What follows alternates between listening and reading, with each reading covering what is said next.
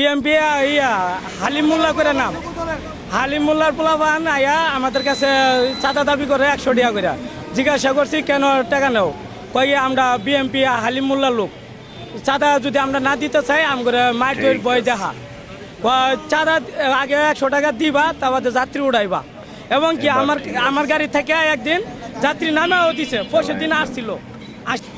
এ হইলো আমগর অলিয়া উলিয়াদের দলের অবস্থা দেখুন, তাদের দলের সুনাম শুনুন মানুষের মুখে।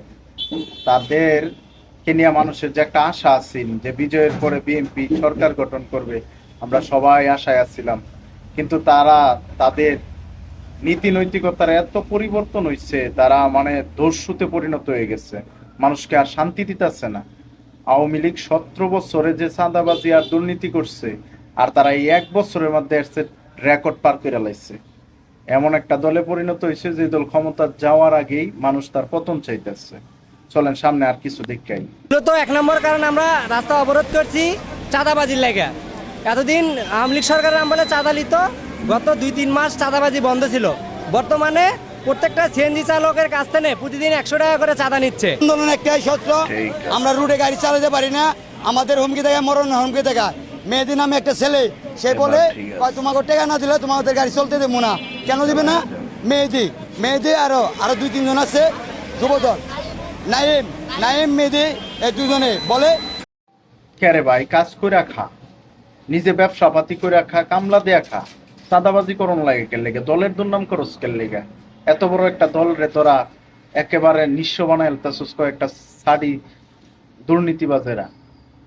দলের যারা উপর মহলে আছেন আপনাদের উচিত এই তদারকি করা, এরম ছেসরা মেসরারের দল থেকে বহিষ্কার করা। খালি বহিষ্কার না, এদেরকে সাজার আওতায় নিয়ে আসা। বহিষ্কার করলে হবে না, বহিষ্কার করার পরে পিছন দিয়ে আবার জয়েন হয়ে যায়। এইগুলা নিয়ন্ত্রণ করেন, নাইলে অবস্থা খারাপ। কিন্তু চৌরাস্তা চাঁদা দাবি করতেছে, যুব দলের ছেলেমেয়েরা চাঁদা দাবি করতেছে। আমরা চাঁদা দিতে পারতেছি না, আমাদের ইনকাম কম, আমরা আর ইনকাম করতে পারতেছি না, আমরা ছেলে মেয়ে নিয়ে চলতে পারতেছি না। আমরা কিভাবে চলবো? আমরা বাঁচতে পারতেছি না, আমাদের নাই ইনকাম, আমরা কোত্থেকে দিব টাকা?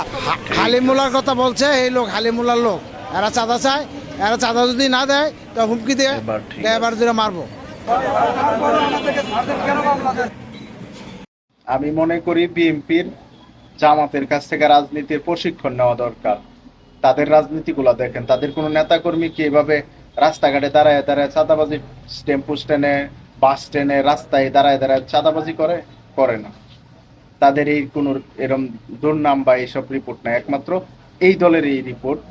আপনারা এগুলা নিয়ন্ত্রণ করেন, জামাতের কাছ থেকে রাজনীতি শিখেন। তারা মেধার দ্বারা, তারা মেধাবীরা রাজনীতি করে।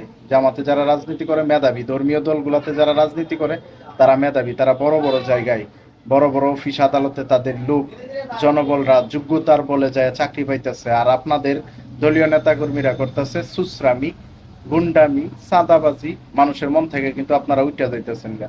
এই জন্য অনুরোধ করব, আপনারা এসব চাঁদাবাজি বন্ধ করান, দলের আইন কানুন কঠোর করুন।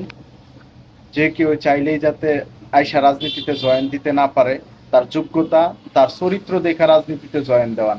গণহারে সবাইরে যদি রাজনীতিতে নিতে থাকেন তাহলে তো এটাই হইব। টুকাই গুন্ডা মস্তান এরা যদি রাজনীতিতে আয় তাহলে তো চাঁদাবাজি ছাড়া আসছে ভালো কিছু হইতো না। এখনো সময় আছে ভালো হওয়ার, ভালো হইলে জনগণ নিব।